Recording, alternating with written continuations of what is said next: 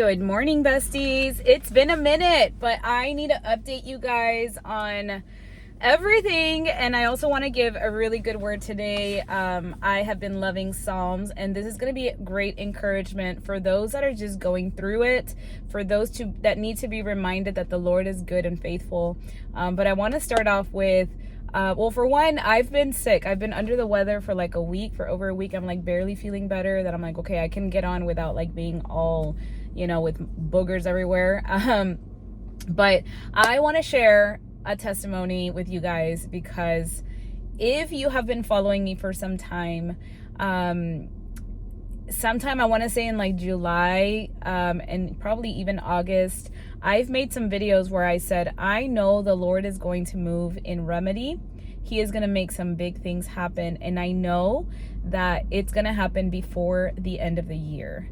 And let me just tell you, the Lord is so good. And I have officially signed a lease for a brand new location for Remedy. And I could not be more excited, because the Lord is so good in the sense that all of these like desires and thoughts and like visions that I've had for a clinic, like not only has He given me that, but He has given me abundantly more than I could have ever imagined. I mean, we stumbled upon this place. We actually were driving by after having breakfast, and my husband was like, I was actually trying to show him a building on one side of the road, and he turned around and he's like, what about that place? And I'm over here like, no, we passed the other place. And he's like, no, look at that. And just like that, I mean, literally God put the right, most perfect place in our path, down to the detail. And I will tell you, I've had this thought or vision of having white brick. Why? I don't know, but I love how white brick looks. And this clinic has a brick exterior that we are about to start with, painting it and just making it exactly what I've had in my mind. I don't know. I cannot be more excited about this. This is literally in 40 days. 40 days. And I mean, even the number, the 40 days, like what? Like, Lord, your timing is way more perfect than I could have imagined. I am just so glad that through the years, I didn't give up, that I stayed hopeful in you, that I stayed true to who you made me to be. Like, I've had so many amazing conversations with patients, with people that I know that are cheering me on, that have been seeing me maybe through social media or know me personally over the past like 5 years. And I am so excited that I have been transparent about this process, because it is the most beautiful thing to share my testimony with other people, to encourage you to keep going. And I'm so excited. I'm so excited. And if you all remember too, there was some videos back where I mentioned about how God was calling me to TikTok, and I was like, God, what do you want me to be on TikTok? Well, I know what He wants me to be on TikTok. Like, it has been the biggest driver of new patients into my clinic. I love being on there, teaching, educating others on health and wellness things. Like, I get to be myself, and people are like seeing my passion through my words, through my videos, through my silly TikToks. I love it. I can already see an unfolding of another vision that God has given me, and I just want to stay close. I want to abide in Him and just be in His presence, because none of it is my doing. And that's kind of what we're going to be talking about today. This is in Psalm 37. I actually did this, I want to say it was Monday's reading, but I couldn't get on. I sounded horrible. and my schedule has just been all over the place. But let me tell you, this is specifically Psalm 37, verse 3-7. It says, trust in the Lord and do good. Then you will live safely in the land and prosper. Take delight in the Lord, and he will give you your heart's desires. Commit everything you do to the Lord. Trust him, and he will help you. He will make your innocence radiate like the dawn, and justice of your cause will shine like the noonday sun.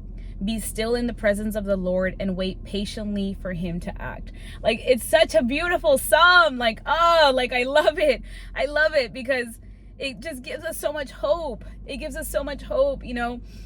Like, just the first verse, it says, trust in the Lord and do good. You know, it's not just a passive belief. It requires us to have action. When we feel anxious or offended, we don't need to be obsessing over the outcomes. We just need to keep showing up. We need to serve others like you know that you should, and always speak the truth. You know, I know that there's several of you that are in situations where it just feels unfair, where you're like, God, but when are you going to deliver me from this? God, when are you going to give me this promise that you've been telling me, that you've given me? Like, when? But it says, trust in the Lord and do good. We have to believe in him and his promise, and then go and do the work and leave the outcomes to him. And then verse 2, or the second verse, that says, then you will live safely in the land and prosper. In another translation, it says, dwell in the land and cultivate faithfulness. To dwell means to stay planted, even when it gets slow or messy, because God grows roots before the fruit comes. God grows roots before the fruit comes. We have to we have to dwell in his presence. We have to know him.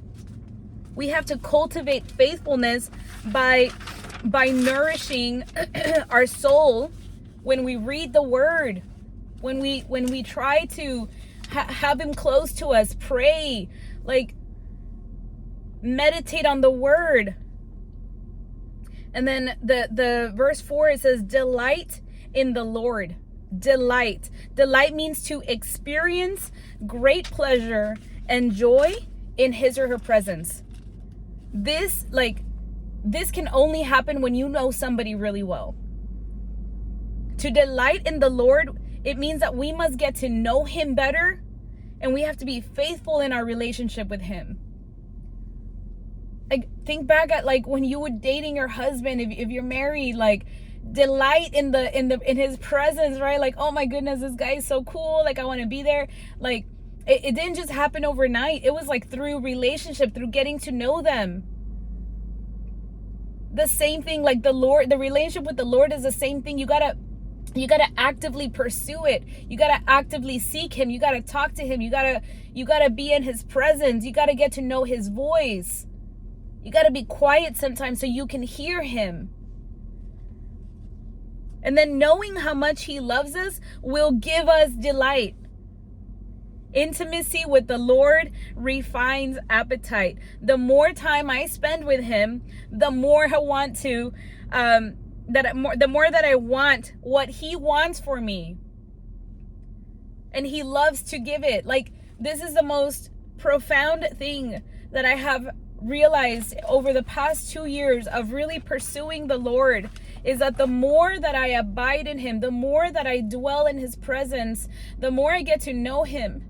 And I get to see how much he loves me, and how much grace and how much love and how much mercy he is able to give. Like, we don't deserve it, and yet he gives it abundantly. And because of all of that, man, I just want to please him. I just want to do what I know I can do while I'm here on earth. I want to be the vessel that he uses. I want to be obedient. I don't want to sin. Do I sin? Yes.